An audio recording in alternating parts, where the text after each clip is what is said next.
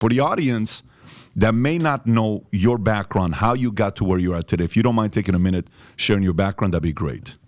Sure, it's hard to do in a minute, but my father was an anti-communist who created a secret students' organization in Hungary after the communists took over. He was betrayed by somebody called Kim Philby, a British double agent. He was arrested, tortured, and given a life sentence at the age of 20. He was 2 years in solitary, 2 years down a prison coal mine, and eventually liberated by the revolutionaries in 1956. He escaped to the West literally across a minefield with the 17-year-old daughter of a fellow political prisoner who became his wife and my mother. I was raised in the UK to Hungarian parents. I spoke Hungarian as a first language.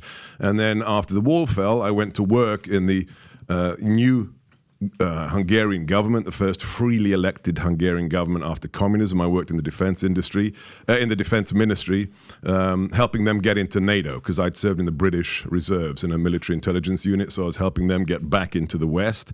Lived in Hungary for 15 years, met my beautiful American wife in Europe.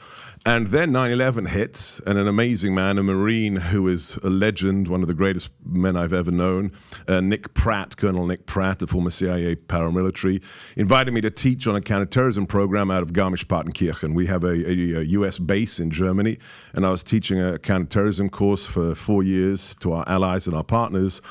And then woke up one morning with my wife, 2008. We literally looked at each other in bed. We woke up and said, time to go. Communism screwed this country. It's going to take another 50 years. I applied for 3 jobs in the US, VMI, West Point, and National Defense University. Got a job at NDU, teaching counterterrorism to 05s, 06s, and 1 stars. And then I wrote a book called Defeating Jihad. And somebody called Corey Lewandowski rang me up in the summer of 15 and said, hey, Mr. Trump would like to meet with you to get some prep for the GOP debates on national security. I said, okay. So I went to Trump Tower, sat down with then Mr. Trump for about 40 minutes. Unbelievable discussion from the Civil War to nuclear weapons to ISIS to you name it. And then classic Trump move. There's only 3 of us in the room. He looked at Corey in the corner and he said, I like this guy. Let's hire him. So I signed an NDA like Stormy Daniels, me and Stormy. And and then I started writing him policy papers for the debates. And then I ended up in the White House as his deputy, served there for 7 months, felt like 7 years, and then resigned because of certain things we can discuss later. And now I have a national radio show with Salem, America First, and a TV show on Newsmax called The Gorka Reality Check, and I'm loving it. I love it. So the 2008, when you woke up, you and your wife, you're like, we gotta get out of here. What was the tipping point for you?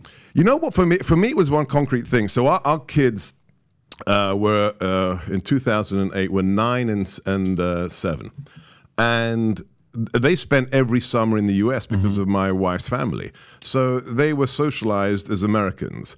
I remember one day they went to the little Catholic school in the village where we lived, about half an hour outside of Budapest.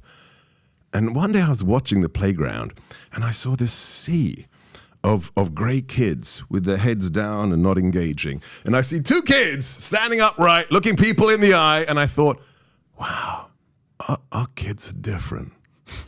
and I realized there's a saying that is maybe apocryphal that's attributed to János Kádár, who was the creator of goulash communism, the softer kind of communism after Stalin died.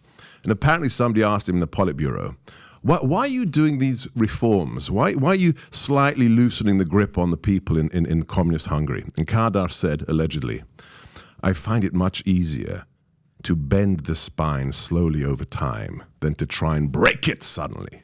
So this form of watered down communism had so seeped into the blood that in 2008 I could still see it in the kids, in the 10-year-olds and the 9-year-olds. And I said, I've done 15, I'm in the land of my forefathers. I have done 15 years. I've investigated the prime minister for being a secret police officer. I've had death threats on my family.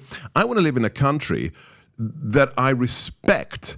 And I'd been working with the US military for about 4 years. And I said, I love these guys. I want to work for them in America and become an American. So that's why. So if you like this clip and you want to watch another one, click right here. And if you want to watch the entire podcast, click right here.